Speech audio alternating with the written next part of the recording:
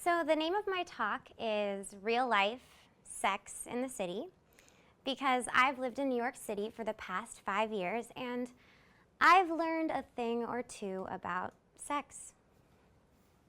And particularly how sex can relate to shame and how that can also relate to women. And how feeling ashamed can impact our sexual health. So what is shame? So the definition that I'm using for shame is it's a painful feeling arising from the consciousness of something dishonorable, improper, ridiculous, etc. I think everyone's pretty familiar with that feeling. But why am I so fascinated between the relationship of women, sex, and shame? Well, let me start with a story. And sorry, this story is not about sex. I promise I will get there soon. This is actually a story about tampons and an orange picking claw.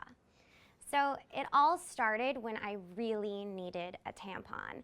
And this wasn't like I could walk 5 blocks to Duane Reade. I needed it, and I needed it now.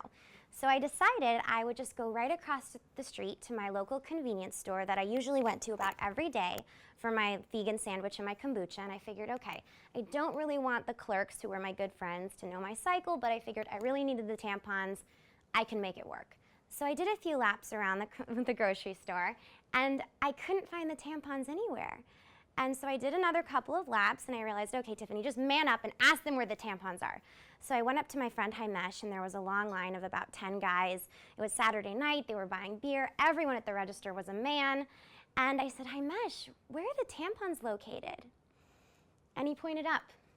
About 10 feet up behind him on a wooden shelf, the tampons were located next to the condoms and the pregnancy tests. And he says, Islam, go get the orange picking claw. And so everyone in line is waiting with bated breath as I'm standing there wondering what on earth they need this orange picking claw to grab. And I'm standing there just wishing that I was invisible. And he's standing there now swinging the orange picking claw, accidentally bumping over a pregnancy test on the way. And I was humiliated. And it was definitely a little bit of a traumatic experience for me. And I was able to laugh about it eventually with my girlfriend later that night. But it got me thinking, why did I feel so embarrassed about something so normal, so functional, something important to my health? And it wasn't that I just felt embarrassed. I felt very vulnerable. But what I realized is it wasn't my fault. It was completely insensitive design. And so this takes me to ladies' night. I was out to dinner with my girlfriends, and I was recounting this traumatic story, and everyone could relate. And then we got on the subject of, well, what other items are embarrassing to buy? And we all realized that condoms are a notoriously embarrassing purchase. So much so that I put together a 12-step list of how you could go about possibly purchasing condoms in a way to avoid embarrassment. So I'm going to go through this very quickly. It's very difficult, so you might want to write this down because it's kind of a complicated strategy. So pay attention. Here it is. It's crowdsourced guidelines. So write it down. Number 1, read reviews ahead of time online so you already know exactly what brand and kind you want. Number 2, go to a store in an area where no one knows you. Visit this exact store before you take the trip to buy your condoms to make sure they carry your brand.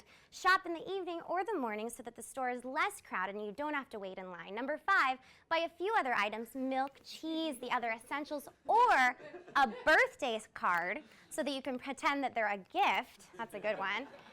Skip the cashier and go for the self-checkout if possible. I know some of you guys have done that. Number 7, pay exact cash to increase your checkout speed. Number 8, avoid grocery bag malfunctions by tying the top of the bag in case somehow you were to drop the bag or it were to catapult out of your hands, and then the condoms would go falling out with your cheese and birthday card, etc. Number 9, buy them in bulk from Amazon because they come in a nice brown box, but then your roommate picks up the box thinking it's their textbooks, and that could get a little awkward. Number 10, locate a local health clinic where you're surrounded by other seemingly sexual beings. Number 11, go to a sex shop. The clerk won't judge you because it's the tamest thing in there. Or, after a couple glasses of wine, my girlfriends and I decided, own up to the fact that you are buying condoms. Seriously, girl, get over it. And most of us would agree that it's worth enduring the embarrassment for the sake of our health, right? But when you study design for social innovation at SVA like I do, that isn't what we call a solution. Especially when you look into statistics like this. So only 19% of sexually active single women even use condoms. And so the social innovator in me needed to understand why this number was so low, and I put two and two together. Is shame keeping women from buying and using condoms? And this led me to the question, why are we so ashamed? What has caused these feelings of shame that make us feel embarrassed? I mean, condoms are essentially just an item that represents sex, right? And it's not like sex is a dirty word in consumerism. I mean, sex sells. Everyone knows this. I mean, it's been selling burgers for the longest time. Remember these commercials too? It's been distasteful in many ways, but it has worked as a marketing ploy. It's one of the oldest strategies that marketers use. And it's even something that's used for the brands that we know and love and really value. And women have no problem with things being sexy, and in fact, we buy a lot of products because they make us feel sexy. And women have embraced and celebrated their sexuality in so many ways, such as feeling proud and excited about buying lacy lingerie, or watching TV shows that are all about sex, or valuing celebrities that are very sexually empowered. We even support startups all about sexual pleasure. I would argue that women are going through somewhat of a sexual pleasure revolution, where we funded $130,000 for this Bluetooth vibrator that responds to erotic storytelling. But even with all of this being the case, people don't feel comfortable standing in front of this. So due to the declining condom usage in the US, sexually transmitted diseases have actually risen over 30% in the last 5 years. So obviously, all of this sex sells strategy isn't really working. We're still having a hard time. And why is this happening with all of the knowledge and resources that we have about avoiding STDs? And this disturbing fact led me deeper into my research. And it soon became clear that by popular opinion, condoms are a man's product.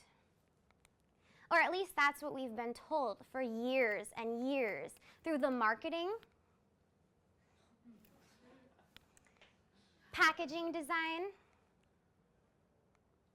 and distribution model. Here you have to ask for assistance, so those 12 steps will get you nowhere. I'm sorry, you're doomed in this situation.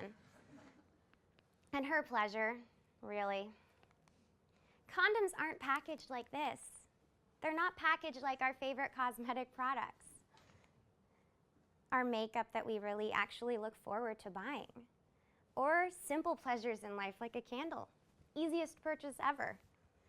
And they're definitely not made available in places like this, places that make us feel comfortable, intimate environments where we feel comfortable talking to the cashier, relatable, warm, welcome, where we actually want to stick around.